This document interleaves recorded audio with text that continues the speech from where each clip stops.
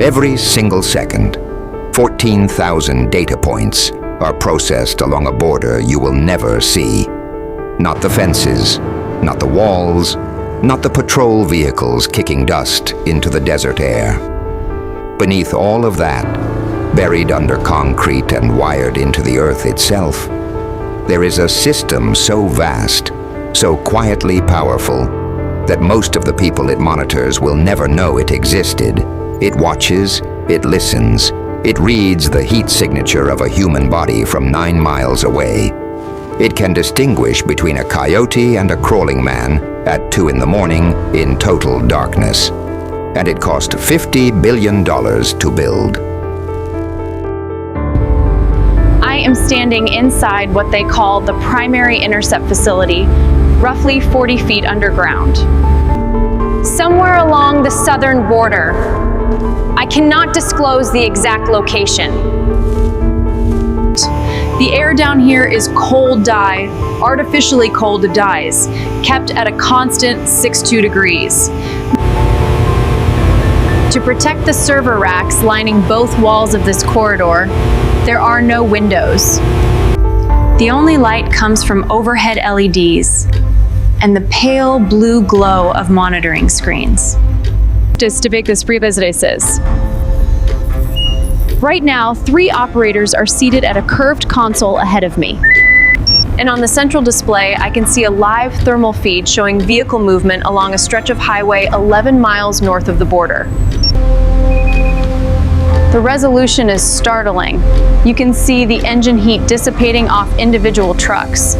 One operator just flagged a vehicle, a white sedan. It slowed for 6 seconds near a drainage culvert. That pause, 6 seconds, triggered an automated alert. This is not science fiction. This is the integrated border enforcement architecture, a system the public was never meant to fully understand. Its official budget, spread across 17 years of congressional appropriations, black box defense contracts, and interagency funding channels, totals just under $50 billion. That figure includes hardware, software, satellite leasing, AI development, underground construction, and the salaries of over 9,000 personnel who operate it around the clock. It is, by every measure, one of the most expensive surveillance systems ever deployed on domestic soil. And it was designed to do one thing: detect what the human eye cannot. There is a sound down here that never stops. A low electrical hum, almost subliminal, vibrating through the floor. One of the engineers told me it comes from the cooling systems running beneath the server room. The data center adjacent to this corridor processes roughly 400 terabytes of information every 24 hours. That includes satellite imagery, ground sensor feeds, drone footage, license plate scans, facial recognition captures, and communications intercepts GOGO, all flowing into a single analytical pipeline. The screens in front of me refresh every 1.2 seconds. Every refresh represents a new snapshot of a 200-mile stretch of border. The system operates in layers. The outermost layer is space-based, a constellation of 7 dedicated surveillance satellites in low Earth orbit, each equipped with synthetic aperture radar and multispectral imaging. These satellites can detect ground disturbances as small as 18 inches across, even through cloud cover, even at night. Below the satellites, high-altitude drones provide continuous surveillance, some flying at 60,000 feet, nearly invisible from the ground. They can remain in the air for up to 36 hours, carrying signals intelligence systems capable of intercepting cellular transmissions within a 40-mile radius. But the real engineering marvel is on the ground. Buried along the border at irregular intervals, sometimes every quarter mile, sometimes every 3 miles, depending on terrain, are over 22,000 ground-based sensor nodes. Each node contains a seismic sensor, a magnetic anomaly detector, an acoustic microphone, and a short-range infrared emitter. Together, these nodes form what engineers internally call the mesh, a continuous sensory nervous system stretching across deserts, mountains, riverbanks, and urban corridors. When a person steps on the ground above a sensor node, the seismic signature is captured, classified by an onboard AI chip, and transmitted to the nearest relay tower in under 800 milliseconds.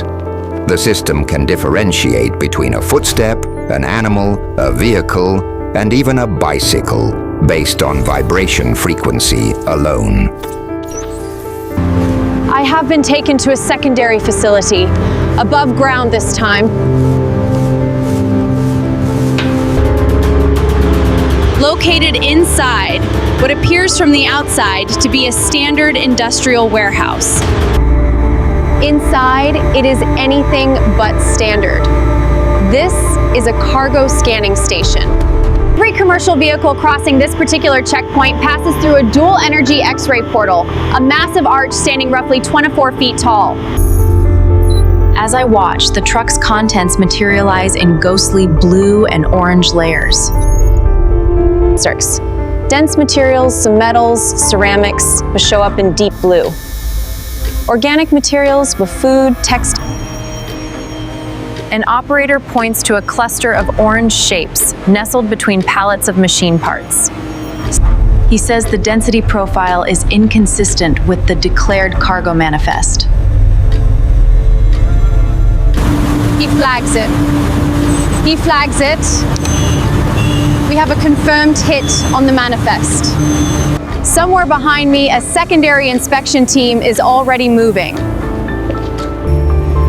Everything is synchronized.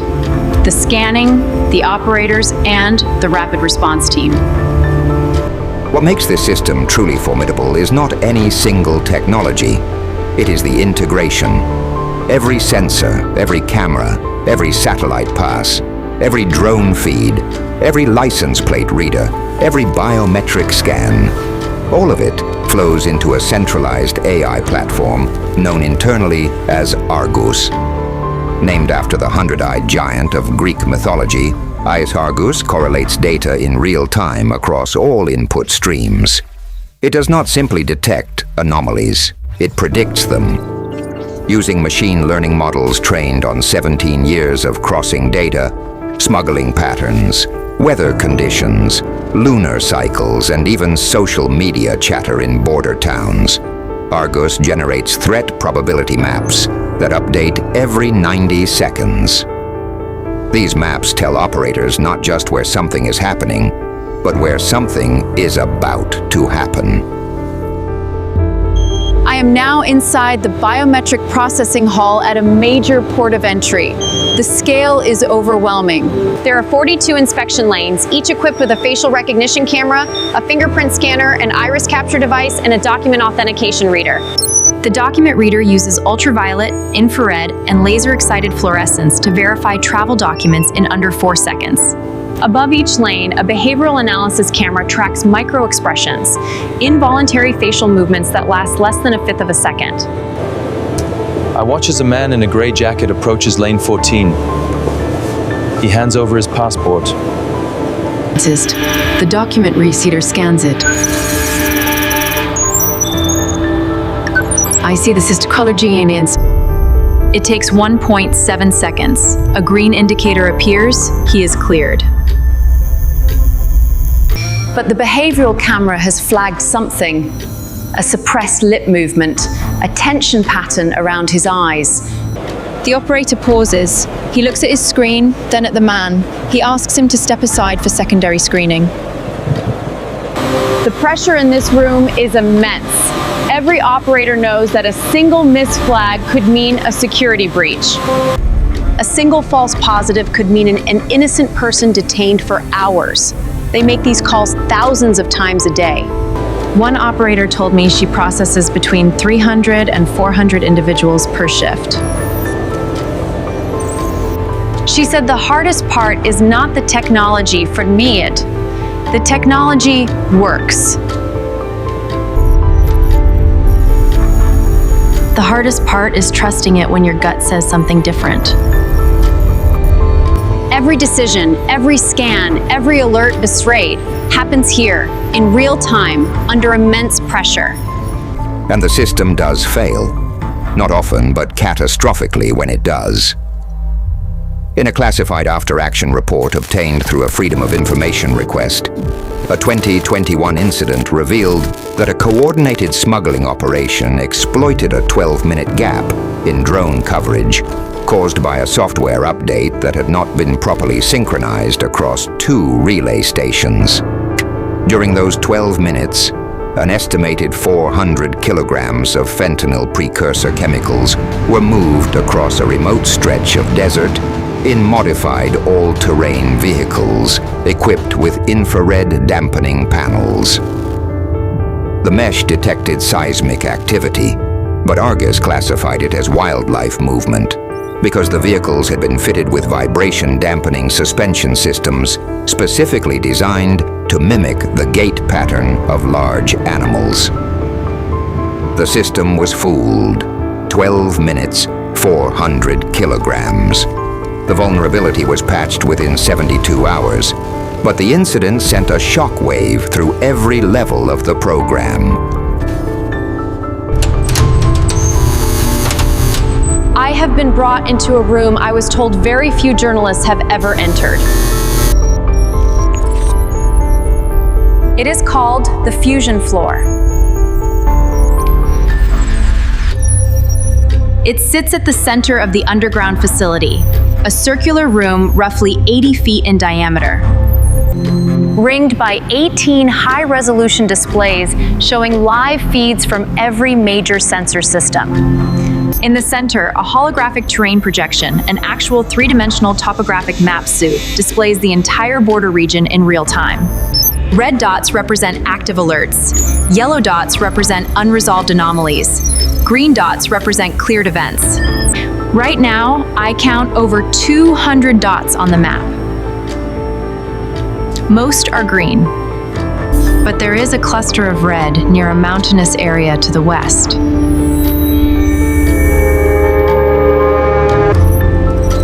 Three operators are huddled around a console, speaking rapidly.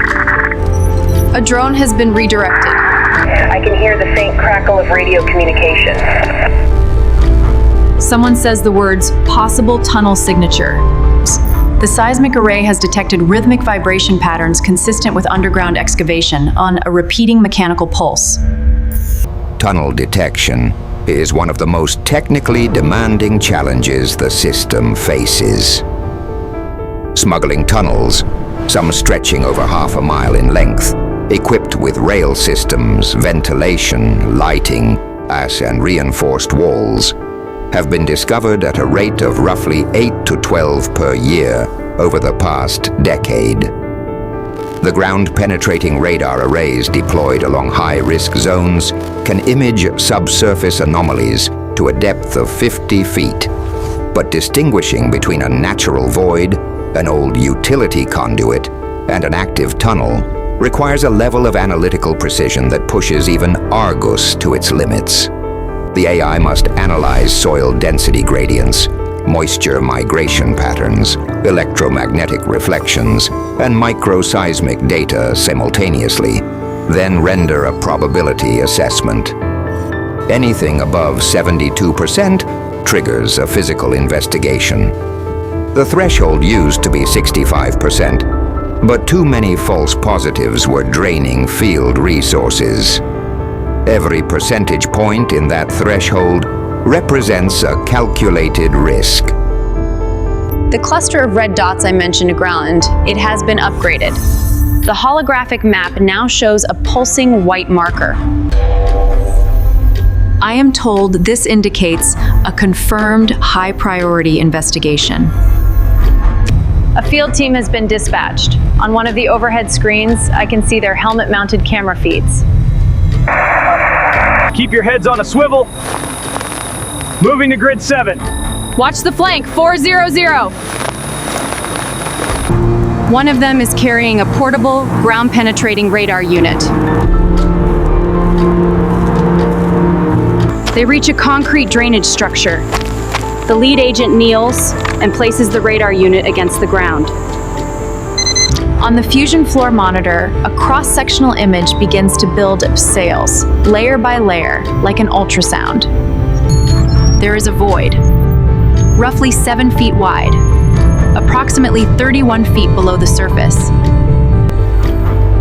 The shape is too regular to be natural. The room goes quiet for a moment.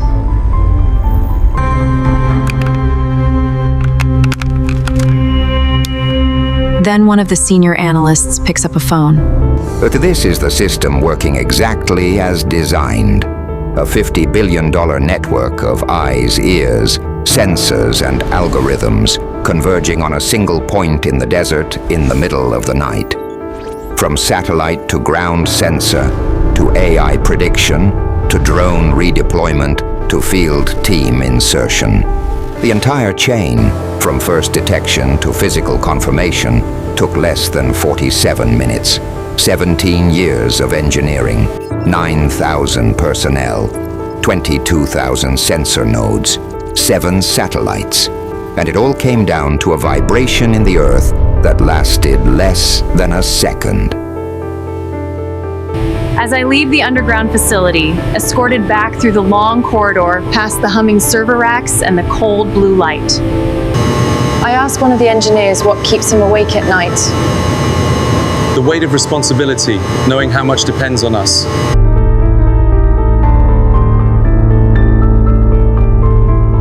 He pauses for a long time. Then he says, the thing that worries him is not the technology they have. It is the technology someone else is building to defeat it. He says this system is the most advanced detection architecture in the world, but it is in a constant arms race. He says the border is not a line. It is a conversation haze between those trying to cross and those trying to detect them. And that conversation never stops.